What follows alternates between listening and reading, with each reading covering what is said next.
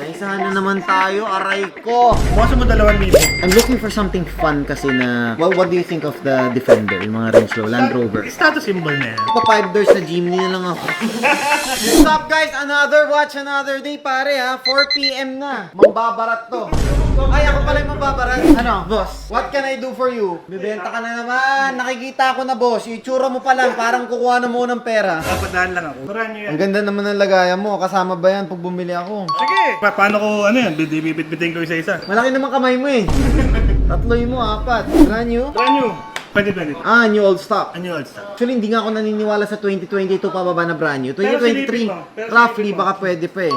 Ilus mo, brand new talaga. Okay, so there are a lot of certain things to check if talagang brand new to. Brand new nga? Yung talim, yung edges, wala pang shadowing. How much? So, pabawiin mo ako dyan. 695. No. Sige na, ano bang ang pinakasalat mo? Bukas mo 2,000. Aray ko. May 2,000 boss. Hindi, 690 flat na. Sige na, tama na yun. Lambing lang. Hindi na ako nakalambing sa'yo last time. Hindi mo kaya ng 680? What? 690. Konti yan lang yan. Money piece agad. Alam mo na, isa na lang pagbabagsakan yan pagka sa dalawang tawad Ano ba yung mga iba dito? Ano? Wala. Hindi nga bros, 685. 90 mo na. Yung lambing lang, 5 lang. Sige. Galingan mo kasi man lambing. Tama lang kape.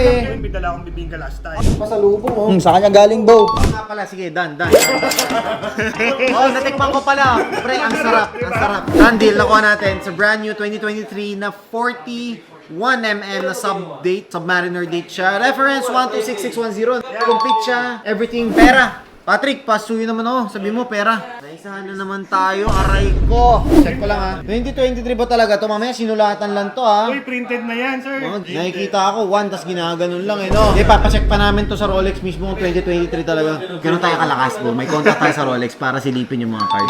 Kailangan verified dati. Kasi pare, binibili sa amin ng client, peace of mind. Siyempre. So kami na bahalang magganap ng peace of mind nila. Peace of mind and happiness. So, eto na yung 6. Okay? Ngayon, nagbebenta ka ng mga sakyan, di ba? Yes. Dealer. Ano yung mga specialized mo sa Or pagbebenta? an SUV lang. SUV, Toyota, Mitsubishi. Yun kasi yung masa. Yung gusto mo, Defender, medyo pricey, hindi common. Yun nga yung gusto kong tanungin. What do you think of the Defender, yung mga Range Rover, Land Rover? Status symbol na yan. Diba? I'm looking for something fun kasi na kahit saan, anong terrain. 4x4. Kasi gusto ko talaga mag-LU lagi. Ito 3 years akong hindi nagbakasyon. Tapos first time magbakasyon ako, nag-LU. Eh ang gusto ko doon, syempre coffee lover ako, diba? Yung mga specialty coffee ang dami doon. Tapos yung beach, surfing.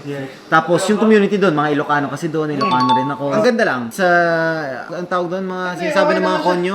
Getaway. Yeah, quick getaway ka out of the city. Laon yun.